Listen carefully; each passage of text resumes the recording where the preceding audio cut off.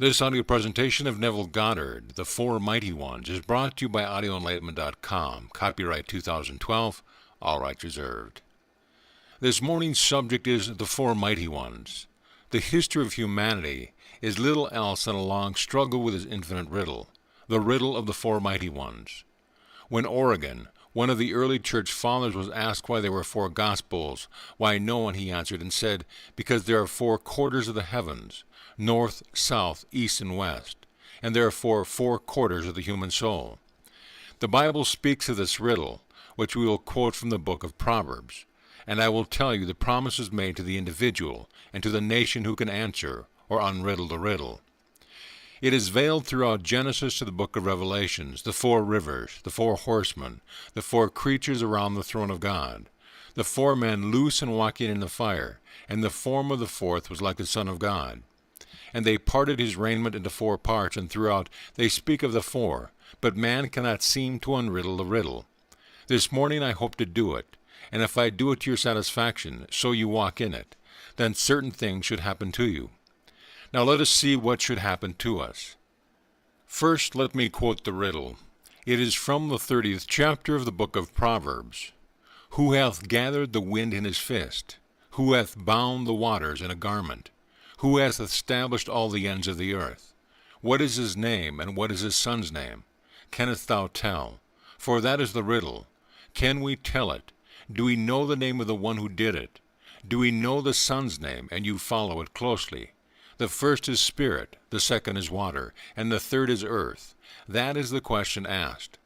The first one is about the wind. Well, the wind in all languages, in all ages, has been used as a synonym for spirit or the breath.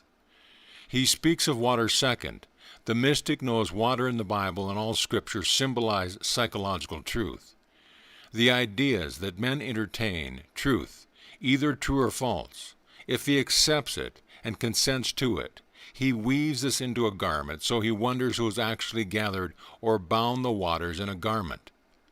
And the third, who has established all the ends of the earth? Who made it fixed? Who could take this liquid state, and this is a moving state, that is unseen and objectify it, actually establish something that is solidly real and make it to others a fact? Do you know the name? What is his name, and what is his son's name? Canst thou tell? Now let us turn to the promise. I will set him on high because he hath known my name, which thou read in the 91st Psalm, which all of us love to recite. I will set him on high. When I am set on high, does it mean I am made a king, a president, a dictator, a great giant of industry? It hasn't a thing to do with such exalted positions on earth. For the real journey of man is up the ladder of awareness, ever-increasing awareness, an awareness of objects of increasing significance. But I am set on high because I knew the name. A bird will not be merely a feathered creature. A bird will be me what is to Blake, simply a wonderful delight, a heavenly delight, bringing me a message. Birds will talk to me, not as you understand language, but their flight will reveal to me God's intent. They will speak to me, not only trees, birds, everything in the world is a language of God. When man is lifted up, they cease to be objects. They are expressions of meaning, as a book is lifted up in consciousness from merely an object in space to a series of marks on paper, to finally an expression of meaning. As I ascend in consciousness, I lift an object. But if I am lifted up because I know the name, then every object in space ceases to be objects. They have meaning, and they are expressing meaning. So I can read the open book of God. A tree now becomes a messenger. Birds in flight. Why 2 and not 3? Or why 3 and not 10? Why in the form of which I did fly? There is no accident. Everything is the unfolding pages of God's book to the man who is set on high, because he knows the name. The name then becomes, we are told, a strong tower, and the righteous ruineth it in, and it is saved. Now let us take one more promise, and you answer whether nations know the name. 4 priests, and our rabbis and our leaders, who should know the name, really know the name, for this is the promise that the prophet gives us in the book of Micah. All the people will walk, everyone, in the name of his God, and we will all walk in the name of the Lord our God. And in that day all the nations will beat their swords into plowshares, and their spears into pruning hooks. And so nations shall lift a sword against a nation, and they shall learn war no more. And the history of humanity has been the history of war and crime. And these words were penned hundreds and hundreds of years before our era, hundreds of years BC. Only the individual has found the name and become one who took his own sword and turned it into a plowshare. He escaped from the turmoil, the individual mystic, the individually awakened man or woman who found the name in the midst of the struggle. He goes in and finds a Savior in the name. It is a strong tower to him, and now he goes in and he rests. He is lifted up on high, and he sees the unfolding of the times. Now, if nations really knew it, if the word uttered by the priest really was a name, if the rabbi pronouncing the so-called holy word was the name, we would not have war. So the name as sounded by the priesthood of the world cannot be the name. So what is the name? Let us go back now to the riddle. Who hath gathered the wind in his fist? What imagery? What is the fist? The fist is a symbol of the first letter in the great mystery name of God. That is Yod. Now, what is a fist? The hand is the one organ of the human body that sets him completely apart from the whole of creation. So it begins the name of God. For without a hand, if I were simply an Einstein multiplied by nth number, I would only be a smart monkey. I could not build. I could not fashion. I could not mold. I could not create. I could have all the ideas in the world, but without a hand, I could not be a creator. So hear that the very first question asked is about the creative being. For the wind is spirit. I am speaking now of the creative spirit. And so it puts it into the form of a fist. Who has taken it and gathered all the wind in its fist? So we find the first letter that is, in the language of the mystic, to be aware. Can you conceive of being any place in this world and not being aware? You may not know who you are. You may not know where you are. You may suffer from total amnesia, but you can never in eternity not know that you are. It is one thing of which man is, I am.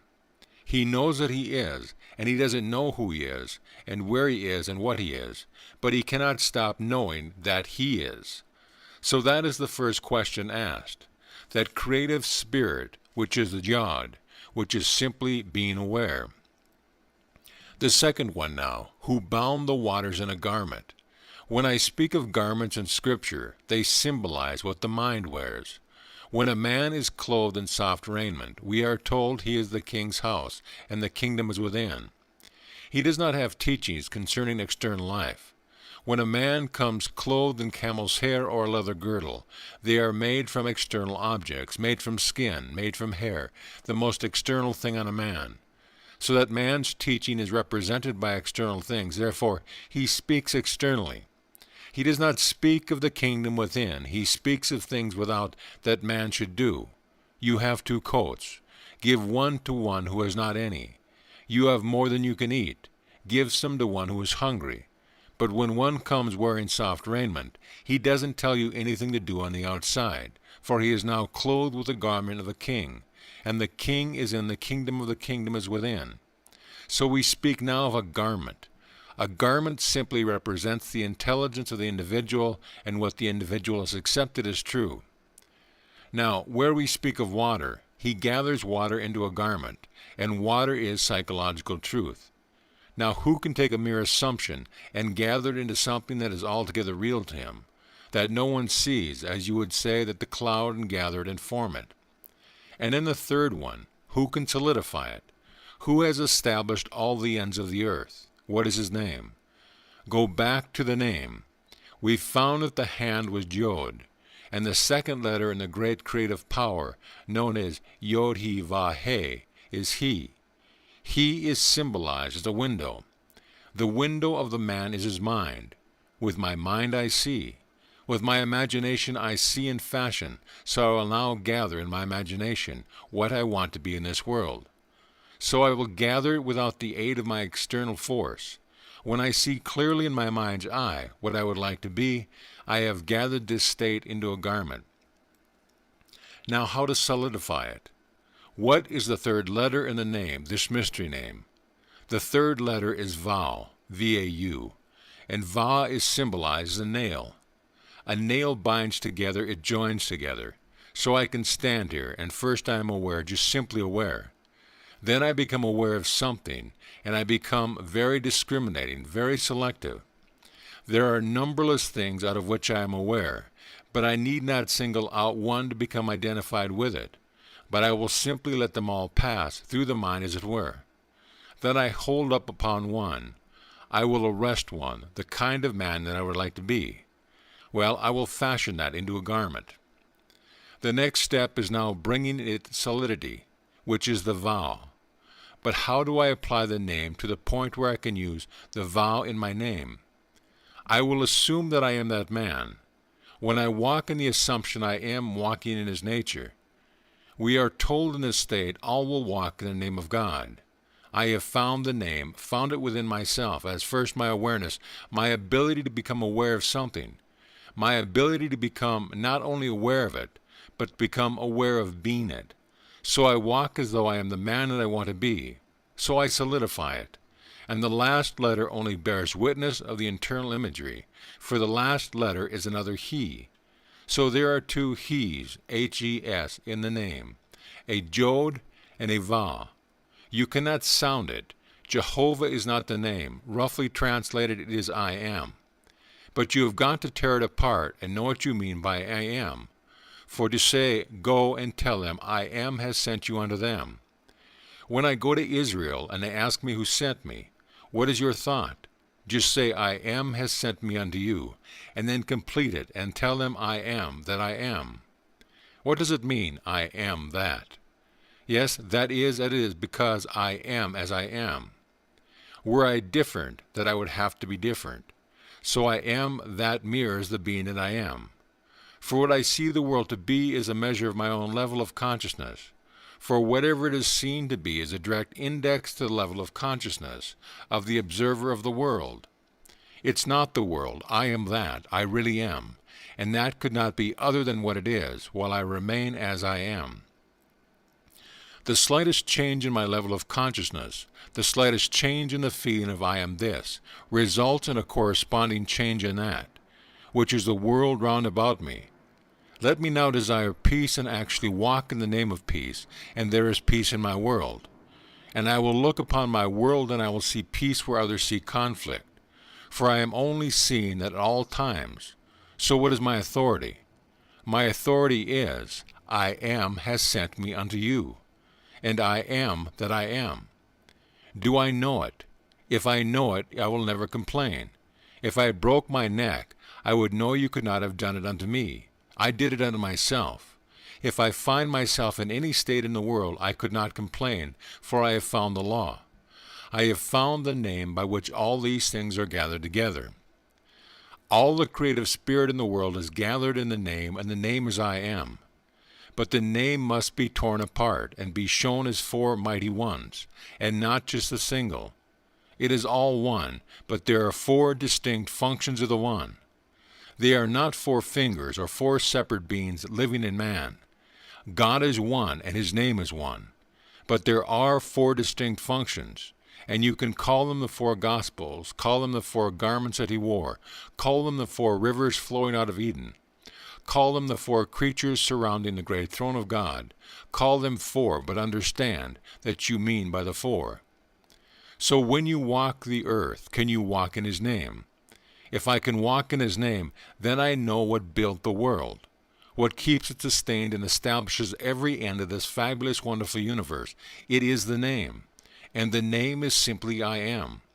It is not Jehovah, it is not Christ Jesus, it isn't the Lord. It's not a thing you utter, it's a thing you keep in the silence of the heart, because you know you are and you don't have to affirm I am in order to be. You simply know that you are. And the one sure thing in this world that everyone knows, he knows that he is. But he doesn't know sometimes who he is. He doesn't know sometimes where he is, and sometimes he doesn't know what he is. But at all times he knows that he is.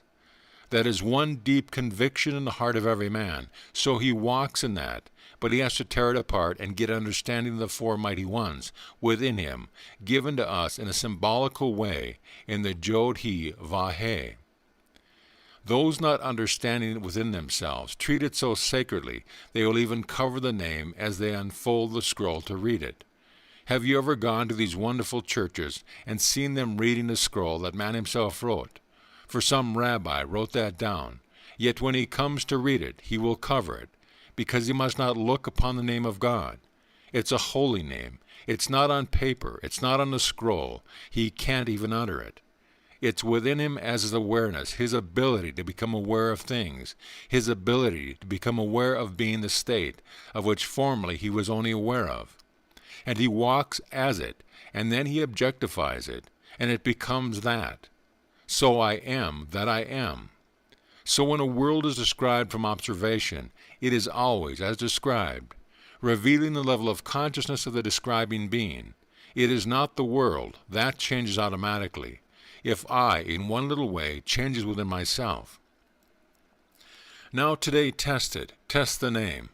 He said, I have kept something you gave me in your name, and your name and my name are one. We have the same name, so when you spell the Son's name, strangely enough, you start off Jod-He-Vah. When you spell Jesus in Hebrew, it begins Jod-He-Vah. You don't have to go further. That is the creative power, to be aware of, and to be aware of being the state decided on then. But it's not Jesus. You don't sound Jesus. It's simply in the being's own heart. That's the name. Now the day we really believe it and are bold enough to walk in that name, there will be peace in the world. If we turn on the outside to an external God, there will be war in the world. For you have denied me, and when you deny the real God, there is confusion and conflict in the world. So any man who turns to a power outside of himself and bows before it as some sacred relic or some sacred object, or in any other way turns to it, he worships idol. For the living God is within ye. Ye are the temple of the living God. He is not outside, and to look on the outside is to be led astray. And when you are led astray, you are led into confusion, and nothing but confusion would result, and therefore conflict and war. When a man finds a name and answers the riddle, he is set on high. I can promise you a thrill beyond your wildest dreams when you begin to toy with it and test it. And if you are lifted up even one little level beyond where you now stand, so meaning begins to reveal itself, a world of meaning. There isn't a thing in the world without meaning. There is no accident. Not one little thing in the world is without significance. And when you lift in consciousness to the level of meaning, where things take on greater and greater significance, what a world into which man then rises. So the whole thing begins in the 4th verse of the 30th chapter of the book of Proverbs. He asks first, who hath ascended into heaven, and who hath descended? Then he puts the riddle, and the same being that descended is the one that first ascended. And the one that ascended was the one that descended. So this is the great ladder of life, the ladder of consciousness on which the individual descends here to discover his own being, the 4 mighty ones within him. And when he finds himself completely shut out from that knowledge, and he starts the conflict within himself, and discovers within himself the cause of all the phenomena of the world, then he starts to ascend, and the same being that is going to ascend is the one that descended in consciousness to the level of complete and utter confusion. Now today, to make it practical, as we did in the 2nd chapter of my latest book, I treated it as a drama, and the 4 mighty ones in you play with it. Call yourself a producer. You are going to produce a play, and the producer in man only suggests the theme. He goes no further. Wouldn't it be wonderful, and you name it, were I and you name it, successful, happy, and you name a certain state? But you go no further in Jod. He only suggests the spirit, for he takes the wind, and that he binds in his fist. He only recommends the motive, the little theme. The second one now, in man, that works out the theme is the author. And the author in man is man's wonderful inner creative power that can take the theme of success and work out the last scene which implies the theme is realized. What would I do were I successful? What would I see? What would I say? How would I act? Well, then construct one little theme or little scene which implies the fulfillment of my desire. That is now the 2nd mighty one's work. The third mighty one's work in man is the director. The director in man is man's controlled attention, so that my attention must be completely absorbed in a single idea, the idea which implies the fulfillment of my wish. Now the fourth one is the one whose form is like unto the Son of God. Now who is the fourth one in man? That will now do it. Man's imagination. Man's real being is a splendid imagination. An imagination has form, but man does not understand it, and man doesn't believe it. But the real being is imagination. It can't be anything in this world, and so he puts himself through the paces by simply inwardly enacting the drama that he himself has constructed. And whatever it would be that he has constructed with drama implies the fulfillment of his theme. He inwardly acts it over and over again until it takes on the tones of reality. When inwardly he feels natural in a part in which he now self-rehearsed, the curtain will rise and he will see it there. He will cast the inner drama on the screen of space, and he will see moving on the screen of space all the characters necessary to complete the play. He doesn't have to consciously direct one of them. They become relevant to his theme, and because they are relevant, they are drawn into the drama without their knowledge, without their consent. Any change in the drama must take place within him and not them, so he never appeals to one on the outside to change. He leaves them just as they are, and he rewrites the play within himself and changes the end. As he changes the end, the whole cast are cast in different roles and have moved back into this world to complete his play. So the four mighty ones in man may be likened to the producer, the author, the director, and the actor, the four most important members in the production of a play, and this is a play. The whole vast world is a play. This is a stage. But this actual movement and the actual drama is not taking place out there. It has been conceived, dramatized, rehearsed, and completely enacted elsewhere. When you see it here, it is as much a screen as when you see a picture on the screen later on today. You cannot appeal to the actors to change. They cannot even hear you. Any change in script must take place when it is first originated, not here. This is only a screen, so as Blake said. All that you behold, though it appears without, it is within, in your imagination, of which this world of mortality is but a shadow. So when you find the four mighty ones, you have found the name, and when you find the name, you will be set on high. You will run into it like a strong tower and be saved, and there will be peace in your world. If a nation finds it, there will be complete peace in the world. If an individual finds it, it is peace in his world. Though the whole vast world rages, in this world there shall be peace. Not a thing will touch him, for he has found the name. And the purpose of this whole vast journey is to find the name and the Son's name. If I find the Father's name, his name is just like mine, so I have found my name, and the name ceases then to be Neville. It ceases to be John, to be Mary, but you never utter it. It is your sacred trust. You tell it to no one. You keep everything in the name, but you don't tell it. In other words, you will call yourself by some other tag, but the real name is covered from sight, because you yourself cover it. You walk in the name. Now you can try it, and see if I have told you the truth this morning. See if you cannot conceive of things today and identify yourself with it. Remain faithful to that association, and see if that association will not result in the corresponding state in the outer world. Boldly assume that you are the one that you want to be. Remain faithful to that assumption, and see if it will not establish itself and become hardened into fact. And you will know then the one who really establishes all the ends of the earth, for your earth will be anchored down, and bearing witness of the man, the woman, that you have conceived yourself to be.